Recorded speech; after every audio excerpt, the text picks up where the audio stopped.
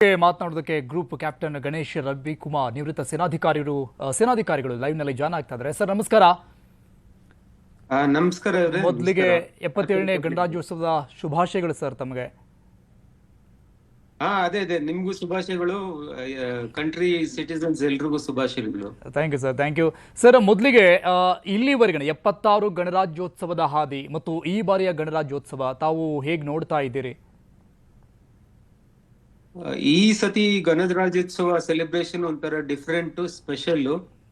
ಯಾಕಂದ್ರೆ ಮುಂದಿನ 10 ವರ್ಷ 12 ವರ್ಷದಿಂದ ನಮ್ಮ ಸೇನಾದಲ್ಲಿ ಮತ್ತೆ ಆಲ್ 3 ಡಿಫೆನ್ಸ್ ಫೋರ್ಸಸ್ ಅಲ್ಲಿ ಮಾಡರ್ನೈಸೇಷನ್ ಏನಾಗಿದೆ, ಎಷ್ಟೊಂದು ನಾವು ಮೇಕ್ ಇನ್ ಇಂಡಿಯಾ ತರ ನಮ್ಮ ಕಂಟ್ರಿಯಲ್ಲೇ ಎಷ್ಟೊಂದು ವೆಪನ್ರಿ ಎಲ್ಲ ಮಾಡಿದೀವಿ, ಇದನ್ನೆಲ್ಲ ಡಿಸ್ಪ್ಲೇ ಇರುತ್ತೆ. ಮೋರ್ ಇಂಪಾರ್ಟೆಂಟ್ಲಿ ನಾವು ಮಾಡಿರೋ ವೆಪನ್ ಆಕ್ಚುಲಿ ಟೆಸ್ಟ್ ಮಾಡಿ ಲೈವ್ ವಾರ್ಫೇರ್ ಅಲ್ಲಿ ಯೂಸ್ ಮಾಡಿದ್ದು. ಇದು ಆಪ್ ಸಿಂಧೂರಲ್ಲಿ success has been very great with respect to the weapon system used.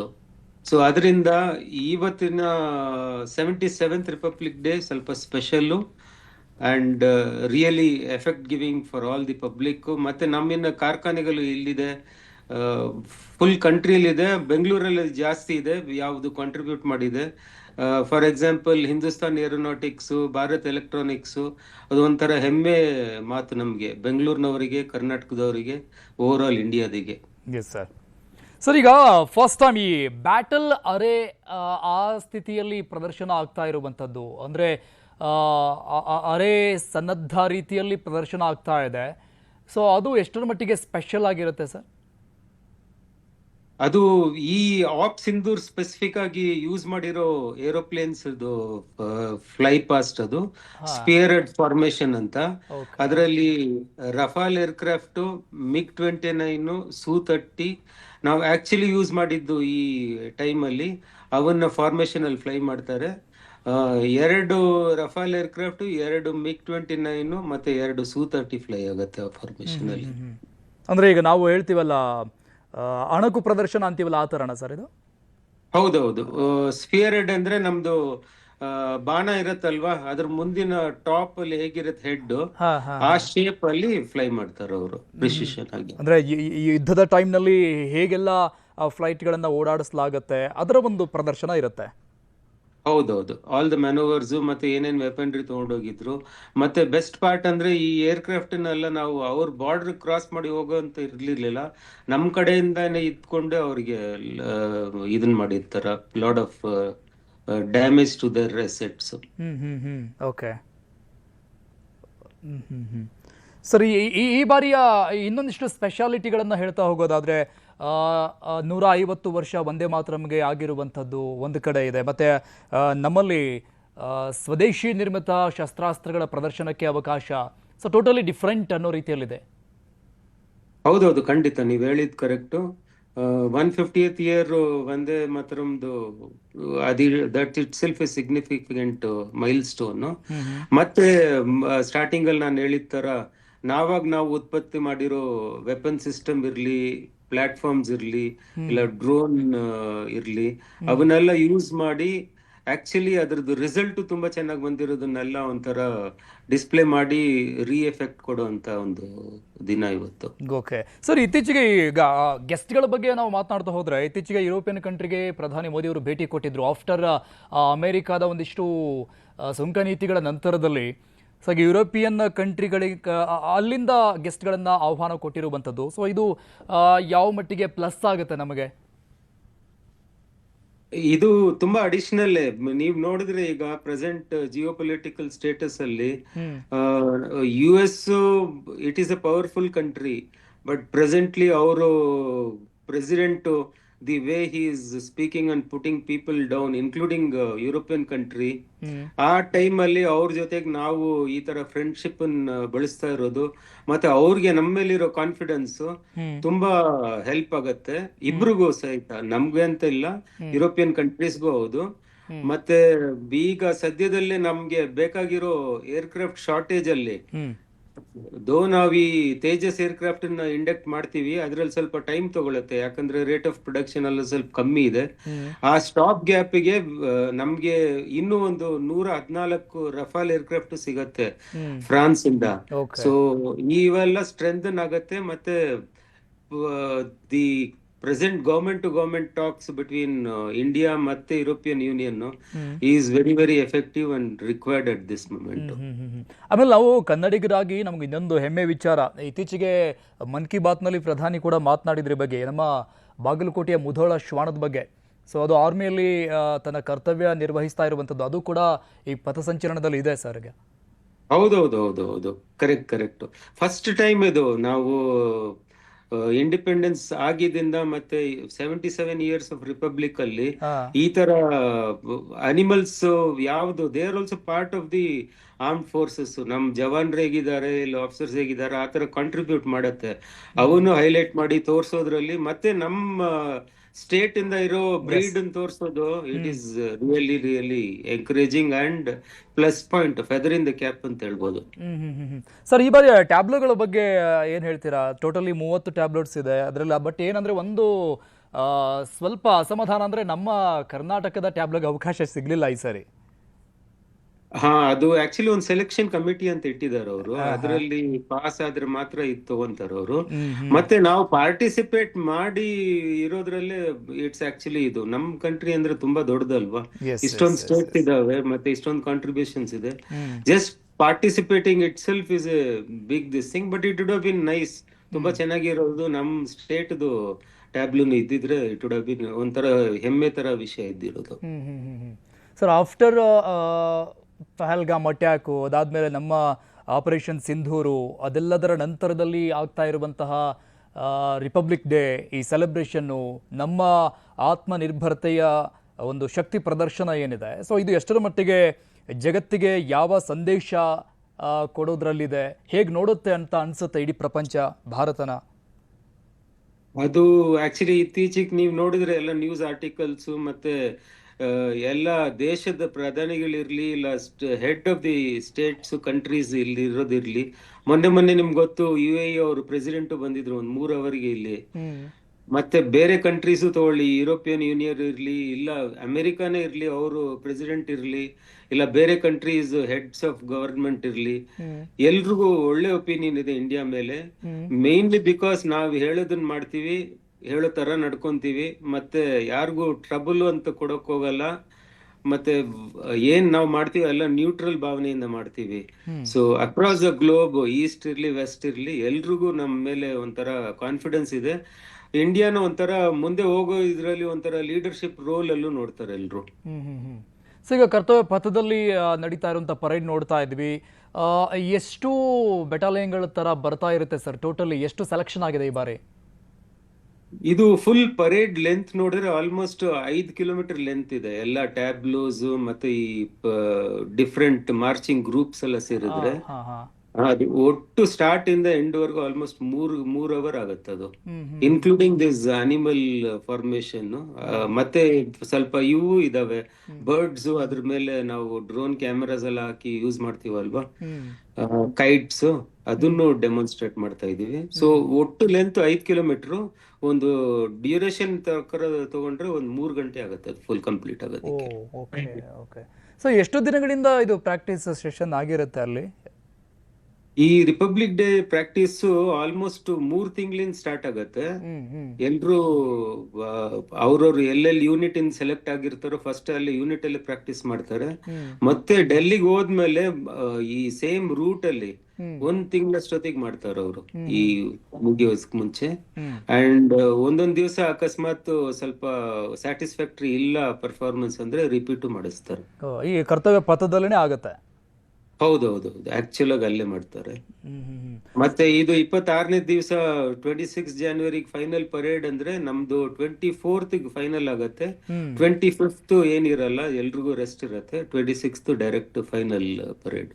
So 24th ವರೆಗೂ ಪರ್ಫಾರ್ಮೆನ್ಸ್ ಅನ್ನ ನೋಡ್ಕೊಂಡು ನಂತರದಲ್ಲಿ ಸೆಲೆಕ್ಷನ್ ಮಾಡೋದು?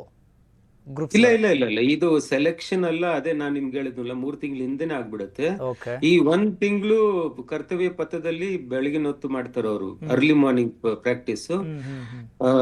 25th January ಒಂಥರ ಬ್ರೇಕ್ ತರ, ಸೊ ದಟ್ ಪೀಪಲ್ ರಿಕವರ್, ಮತ್ತೆ ಅವ್ರ ಯೂನಿಫಾರ್ಮ್ಸ್ ಎಲ್ಲ ರೆಡಿ ಮಾಡ್ಕೋಬೇಕಲ್ವಾ. ಆಮೇಲೆ ಫೈನಲ್ ಬಂದು 26th January. ಸೆಲೆಕ್ಷನ್ ಎಲ್ಲ ಮುಂಚೆನೆ ಆಗ್ಬಿಡುತ್ತೆ, ಅದನ್ನೆಲ್ಲ ಲಾಸ್ಟ್ ಮಿನಿಟ್ ಅಲ್ಲಿ ಇಡಲ್ಲ ಅವ್ರು. ಸೊ ಆಸ್ ಯೂಶುವಲ್ ಈ ಬಾರಿ ಕೂಡ ಸೇನಾ ಶಕ್ತಿಯಲ್ಲಿ ಅಂದ್ರೆ ಮಹಿಳಾ ಶಕ್ತಿಯ ಅದರ ಅನಾವರಣಕ್ಕೆ ಹೆಚ್ಚಿನ ಆದ್ಯತೆ ಕೊಡಲಾಗಿದೆ. It's A good move. Always importance ಇದೆ. ಮತ್ತೆ ಈ ಗವರ್ಮೆಂಟ್ ಬಂದ್ಮೇಲೆ ಅಂತೂ ಲೈಮ್ ಲೈಟ್ ಅಲ್ಲಿ ಇದಾರೆ ಲೇಡೀಸ್.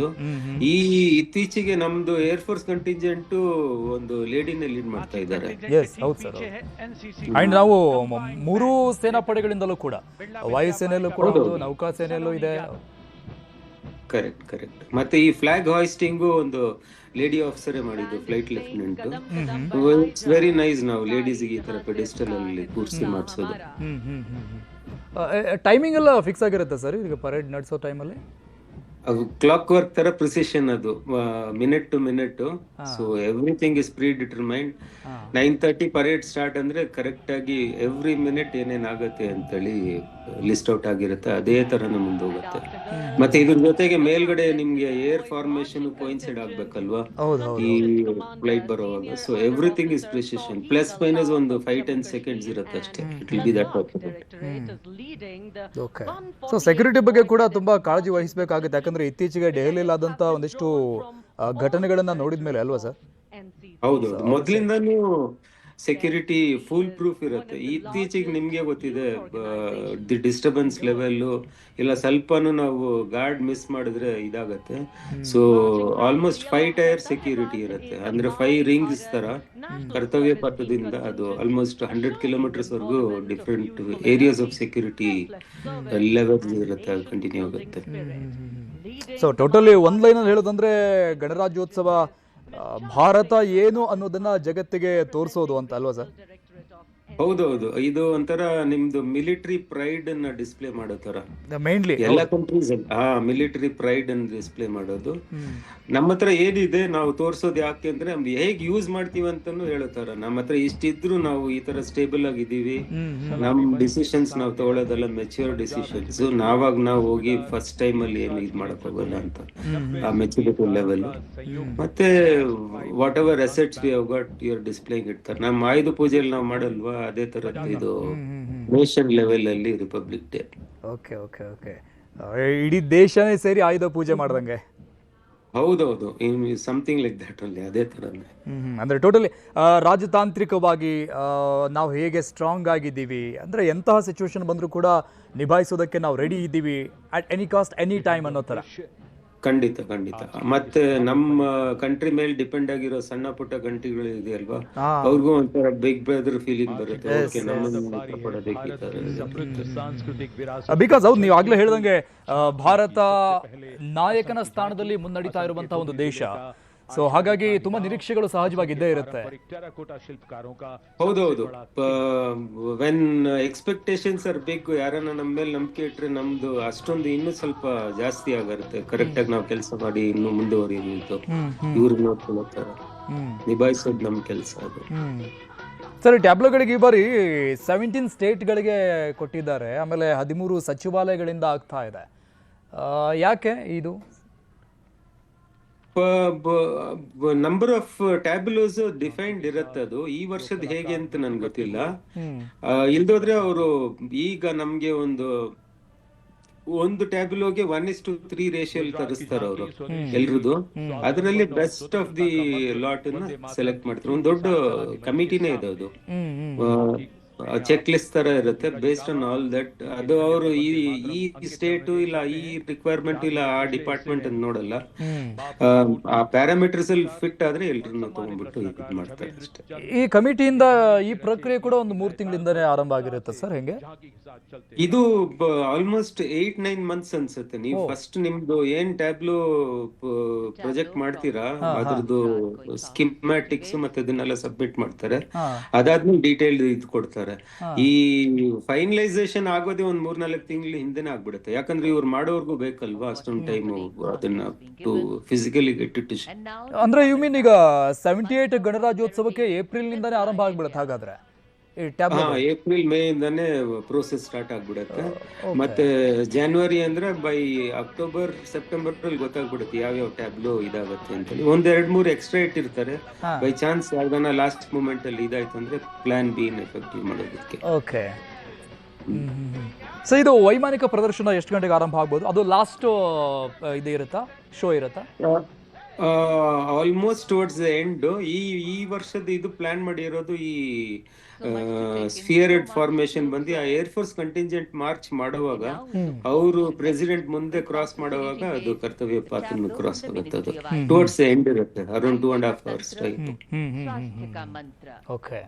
ಈಗ ಇದರಲ್ಲಿ ಪಾರ್ಟಿಸಿಪೇಟ್ ಆಗ್ತಾ ಇರೋದು ರಫೇಲ್ ಇದೆ, ಸುಖೋಯ್ ಇದೆ, MiG-29 ಮತ್ತೆ ಒಂದು ಜಾಗ್ವಾರ್ ಏರ್ಕ್ರಾಫ್ಟ್. ಸೊ ಇವೆಲ್ಲವೂ ಕೂಡ ಯುದ್ಧದ ಟೈಮ್ನಲ್ಲಿ ಹೇಗೆ ಇರುತ್ತೆ ಅದನ್ನೇ ಪ್ರದರ್ಶನ ಮಾಡ್ತವೆ ಸರ್ ಇವತ್ತು? ಹೌದೌದು, ಸೇಮ್ ಅಲ್ಲಿ ಯೂಸ್ ಮಾಡಿದ ತರಾನೇ ಪ್ರೊಜೆಕ್ಟ್ ಮಾಡೋದು. ಇದೇ ವೆಪನ್ಸ್ ಎಲ್ಲ ಲೋಡ್ ಆಗಿರ್ಲಿಕ್ಕಿಲ್ಲ, ಯಾಕಂದ್ರೆ ಲೈವ್ ಸಾರ್ಟೀಸ್ ಮಾಡಲ್ಲ ಅಲ್ವಾ. ಸೊ ಏರ್ಕ್ರಾಫ್ಟ್ ಮಾತ್ರ ಇರುತ್ತೆ, ಪೈಲಟ್ಸ್ ಅದನ್ನ ಫ್ಲೈ ಮಾಡ್ಕೊಂಡು ಬರ್ತಾರೆ. ಓಕೆ ಸರ್, ಹಾಗೆ ಹೋಲ್ಡ್ ಅಲ್ಲಿ ಮಾತನಾಡಿಸ್ತೇನೆ ನಿಮ್ಮಿಂದ ಮತ್ತಷ್ಟು ಅಪ್ಡೇಟ್ಸ್ಗಳನ್ನ ಪಡ್ಕೊಂತೀನಿ. ಕರ್ತವ್ಯ ಪಥದಲ್ಲಿ ಸ್ತಬ್ಧ ಚಿತ್ರಗಳ ಪ್ರದರ್ಶನ ಆಗ್ತಾ ಇದೆ. ಆಯುಷ್ ಸಚಿವಾಲಯದ ಸ್ತಬ್ಧ ಚಿತ್ರ, भारत के भविष्य के लिए तैयार वर्कफोर्स का हब बनने की दिशा. ಸ್ತಬ್ಧ ಚಿತ್ರಗಳ ಪ್ರದರ್ಶನ ನೆರವೇರುತ್ತಾ ಇರುವಂಥ ದೃಶ್ಯವನ್ನು ನೋಡ್ತಾ ಇದ್ವಿ. 5 ಕಿಲೋಮೀಟರ್ಗಳಷ್ಟಿದೆ ಅಂತೆ ಟೋಟಲಿ, ಅಂದರೆ ಪಥಸಂಚಲನ ಟೋಟಲಿ ಇರುವಂಥದ್ದು. ಮತ್ತು ಹೆಚ್ಚಿನ ರೀತಿಯಲ್ಲಿ ಈ ಬಾರಿ ಆತ್ಮನಿರ್ಭರತೆಯ ಆ ಕಡೆಗೆ ಗಮನ ಕೊಟ್ಟಿರುವಂಥದ್ದು. ಕೌಶಲ್ಯ ಅಭಿವೃದ್ಧಿ ಮತ್ತು ಉದ್ಯಮಶೀಲತೆ ಸಚಿವಾಲಯದ ಟ್ಯಾಬ್ಲೋ ಸ್ವಾವಲಂಬಿ ಭವಿಷ್ಯಕ್ಕೆ ಸಿದ್ಧವಾಗಿದೆ ಭಾರತ ಅನ್ನೋದನ್ನು ಸಾರುತ್ತಿದ್ದು. ಆ ಥೀಮ್ನ ಒಂದು ಟ್ಯಾಬ್ಲೋ ಅದು ಸಾಗ್ತಾ ಇರುವಂಥ ದೃಶ್ಯ ನೋಡ್ತಾ ಇದ್ದೀವಿ. ಕೌಶಲ್ಯ ಅಭಿವೃದ್ಧಿ ಮತ್ತು ಉದ್ಯಮಶೀಲತೆಯ ಸಚಿವಾಲಯದ ಟ್ಯಾಬ್ಲೋ ಈಗ ನೋಡ್ತಾ ಇರುವಂಥದ್ದು ಛತ್ತೀಸ್ಗಢದ್ದು ಒಂದೇ ಮಾತರಂ ಸ್ವಾತಂತ್ರ್ಯದ ಮಂತ್ರ ಸಾರುವಂತಹ ಟ್ಯಾಬ್ಲೋ ಆಗಿದೆ, ಸ್ತಬ್ಧ ಚಿತ್ರವಾಗಿದೆ. ಛತ್ತೀಸ್ಗಢದ ಸ್ತಬ್ಧ ಚಿತ್ರ, 17 ರಾಜ್ಯಗಳ ಸ್ತಬ್ಧ ಚಿತ್ರಗಳು ಭಾಗಿಯಾಗ್ತಾ ಇರೋದು. ಅಂದರೆ ಅಷ್ಟನ್ನು ಮಾತ್ರ ಆಯ್ಕೆ ಮಾಡಲಾಗಿದೆ. ಇದರ ಜೊತೆಗೆ 13 ಸಚಿವಾಲಯಗಳಿಂದ ಸ್ತಬ್ಧ ಚಿತ್ರಗಳ ಆಯ್ಕೆ ಆಗಿದೆ. ಸೊ 1 by 1 ಬರ್ತಾ ಇದ್ದಾವೆ, ಅದರ ಪ್ರದರ್ಶನ ಆಗ್ತಾ ಇದೆ. ಅಲ್ಲಿನ ಸಂಸ್ಕೃತಿ, ಅಲ್ಲಿನ ಹೆಮ್ಮೆ ಏನು, ಅದರ ಅನಾವರಣ ಆಗುತ್ತೆ ಈ ಟ್ಯಾಬ್ಲೋಗಳ ಮೂಲಕವಾಗಿ. ಬಟ್ ಕರ್ನಾಟಕದಿಂದ ಈ ಬಾರಿ ಟ್ಯಾಬ್ಲೋ ಆಯ್ಕೆ ಆಗಿಲ್ಲ ಅನ್ನುವಂಥದ್ದು ಒಂದು ಕಡೆ. ಮತ್ತೊಂದು ಹೆಮ್ಮೆ ನಮಗಿದ್ದೇ ಇದೆ, ಆರ್ಮಿಯಲ್ಲಿ ಈಗಾಗಲೇ ಭಾಗಿಯಾಗಿರುವಂಥ ನಮ್ಮ ಮುಧೋಳ ಶ್ವಾನ, ನಮ್ಮ ರಾಜ್ಯದ ಒಂದು ಬ್ರೀಡ್. ಸೊ ಅದು ಮತ್ತೊಂದು ಹೆಮ್ಮೆಯ ಪ್ರತೀಕ ನಮಗೂ ಕೂಡ. ಗಣತಂತ್ರದ ಸಂಭ್ರಮದಲ್ಲಿ ಈ ಮೆರುಗನ್ನ ಹೆಚ್ಚಿಸೋದಕ್ಕೆ ಈ ಟ್ಯಾಬ್ಲೋಗಳು ಕೂಡ, ಸ್ತಬ್ಧ ಚಿತ್ರಗಳು ಕೂಡ ಮತ್ತೊಂದು ಕಾರಣ. ಗೃಹ ಸಚಿವಾಲಯದ ಸ್ತಬ್ಧ ಚಿತ್ರ ಬರ್ತಾ ಇದೆ. ಜನಕೇಂದ್ರಿತ ನ್ಯಾಯ ವ್ಯವಸ್ಥೆ ಮತ್ತು 3 ಹೊಸ ಕ್ರಿಮಿನಲ್ ಕಾನೂನುಗಳ ಜಾರಿ, 2023ರ ಕಾನೂನುಗಳು. ಸೊ ಅದರ ಸ್ತಬ್ಧ ಚಿತ್ರವನ್ನು ನೋಡ್ತಾ ಇದ್ವಿ. ಗೃಹ ಸಚಿವಾಲಯದ ಸ್ತಬ್ಧ ಚಿತ್ರ ಇದು. ಒಟ್ಟಾರೆಯಾಗಿ 13 ಈ ರೀತಿಯಾದಂಥ ಸಚಿವಾಲಯಗಳ ಸ್ತಬ್ಧ ಚಿತ್ರಗಳಿವೆ ಈ ಬಾರಿಯ ಗಣರಾಜ್ಯೋತ್ಸವದ ಪರೇಡ್ನಲ್ಲಿ. ನೆರೆದಿರುವಂತಹ ನೂರಾರು ಜನ, ಸಾವಿರಾರು ಜನ ಎಲ್ಲವನ್ನ ಕಣ್ತುಂಬಿಕೊಳ್ತಾ ಇದ್ದಾರೆ. ನಾರಿ ಶಕ್ತಿಯ ಅನಾವರಣ ಈ ಬಾರಿ ಕೂಡ ಆಸ್ ಯೂಶುವಲ್ ಆಗ್ತಾ ಇದೆ. ಲೆಫ್ಟಿನೆಂಟ್ ಜನರಲ್ ಭವನೀಶ್ ಕುಮಾರ್ ಅವರ ನೇತೃತ್ವದಲ್ಲಿ ನಡೀತಾ ಇರೋದೆಲ್ಲವೂ ಕೂಡ. ಉತ್ತರ ಪ್ರದೇಶದ ಸ್ತಬ್ಧ ಚಿತ್ರ, ಬುಂದೇಲ್ಖಂಡ್ನ ಸಂಸ್ಕೃತಿಯನ್ನ ಸಾರುವಂತ ಟ್ಯಾಬ್ಲೋ ಇದು. ಉತ್ತರ ಪ್ರದೇಶದ ಅಲ್ಲಿನ ಸ್ಥಳೀಯ ಸಂಸ್ಕೃತಿ ಏನು ಅನ್ನೋದನ್ನ ಸಾರುವಂತ ಟ್ಯಾಬ್ಲೋ ಉತ್ತರ ಪ್ರದೇಶ ರಾಜ್ಯದ್ದು. ಬುಂದೇಲ್ಖಂಡ್ನ ಸಂಸ್ಕೃತಿಯನ್ನ ಸಾರುವಂತಹ ಸ್ತಬ್ಧ ಚಿತ್ರವಾಗಿದೆ. ಇನ್ನು ಬಂದಿರುವಂತಹ ಗಣ್ಯಮಾನ್ಯರೇನಿದ್ದಾರೆ ಅವರಿಗೆ ಅದರ ಬಗ್ಗೆ ವಿವರಣೆಯನ್ನು ಪ್ರಧಾನಿ ನರೇಂದ್ರ ಮೋದಿಗಳು ಕೊಡ್ತಾ ಇದ್ದಾರೆ. ಸೊ ಅಷ್ಟು ಸೂಕ್ಷ್ಮವಾಗಿ ಅವರು ಕೂಡ ನೋಡ್ತಾ ಇದ್ದಾರೆ, ಆಕರ್ಷಕವಾಗಿ ನೋಡ್ತಾ ಇದ್ದಾರೆ, ಆಶ್ಚರ್ಯಭರಿತವಾಗಿ ನೋಡ್ತಾ ಇದ್ದಾರೆ. ಉತ್ತರ ಪ್ರದೇಶದ ಬುಂದೇಲ್ಖಂಡ್ನ ಸಂಸ್ಕೃತಿಯನ್ನ ಸಾರುವಂತಹ ಸ್ತಬ್ಧ ಚಿತ್ರ. ಈ ನೆಕ್ಸ್ಟ್ ನೋಡ್ತಾ ಇರೋದು ನಾಗಾಲ್ಯಾಂಡಿನ ಸ್ತಬ್ಧ ಚಿತ್ರ. ಸಾಂಪ್ರದಾಯಿಕ ಹಾರ್ನ್ಬಿಲ್ ಹಬ್ಬ ಮತ್ತು ಆತ್ಮನಿರ್ಭರತೆ, ಅದರ ಒಂದು ಸಂಸ್ಕೃತಿ ಸಾರುವಂತಹ ಸ್ತಬ್ಧ ಚಿತ್ರವಾಗಿದೆ ಇದು.